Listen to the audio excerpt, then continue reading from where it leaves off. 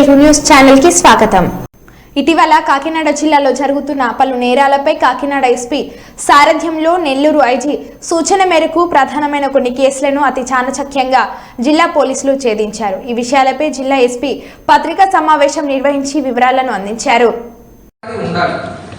So దానిలో ఒక భాగంగా జరిగిన క్రైమ్ ఈ 195/24 క్రైమ్ అనేది మన government hospital to bus stand మధ్యలో ఒకరు బ్యాగ్ ని కట్ చేసుకొని ఎస్కేప్ అయిపోయారు.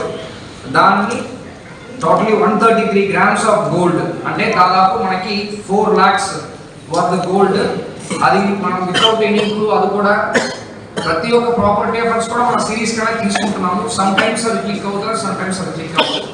దాంట్లో ఈ one of the important case. దీంట్లో ఎస్డిపిఓ కాకినాడ, తర్వాత crime inspector Chittibabu and 1 town inspector Suresh Babu అందరూ కూడా సిబ్బందితో పాటు ఈ కేసుని బాగా ఎఫర్ట్స్ పెట్టేసి డిటెక్ట్ చేశారు.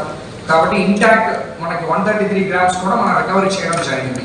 ఒక కేసు ఇది. రెండవది కేసు ఇది కొంచెం మనకి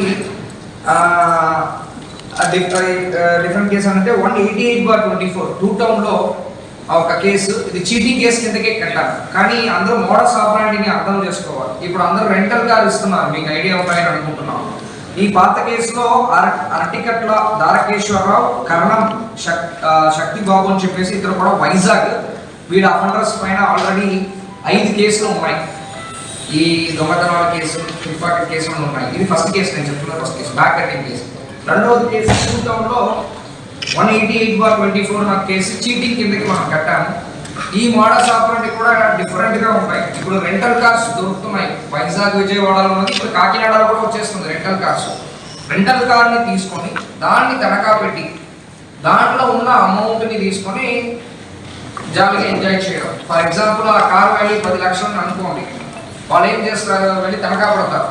తనఖా పెట్టేసి 2 లక్షలు తీసుకుంటారు. దాన్ని ఖర్చు పెట్టేస్తారు. మళ్ళీ ఆ కార్ని వచ్చి తీసుకోవాలి. కార్ లేక కార్ కనిపించదు. ఇలాగా ఆల్మోస్ట్ 7 కార్ని ఇలాగా రెంటల్కి అంటే ఫ్రీ, అంటే ఇప్పుడు మామూలుగా నేను ఒక కార్ కొనుక్కున్నానని అనుకోండి, దానికి నేను ప్రతిసారి కూడా ఈఎంఐ కట్టాలి. ఈఎంఐ కట్టాలంటే నేను ఒక డ్రైవర్ పెట్టుకొని అది చేయాలంటే కష్టం. నేనేం చేస్తాను, రెంటల్కి వదిలేస్తాను. ఓకే 2 days మీరు నాకు 25,000 కట్టాయని మీరు కార్ మీరే డ్రైవ్ చేసుకోండి. సమ్ ఏదో కార్డు లాగా రాసుకొని కార్ ఇచ్చేస్తారు. వాళ్ళు కార్ తీసుకున్న వ్యక్తి ఏం చేస్తారు, ఏదో ఒక ఫాల్స్ అడ్రస్ ఇచ్చేస్తూ ఆ కార్ని వెళ్ళి తనఖా పెట్టి ఎక్కడైనా బయటకి తనఖా పెట్టి తనఖా ఎవరు తీసుకుంటున్నారో వాళ్ళు కూడా ప్రాపర్ ప్రూఫ్ కానీ, అడ్రస్ కానీ, ప్రాపర్ వెరిఫికేషన్ కానీ చేయకుండా తీసుకున్న వాళ్ళ పైన కూడా కేసు పెట్టారు. ఎవరెవరు ఆ కార్ని ఎలాగా తీసుకున్నారని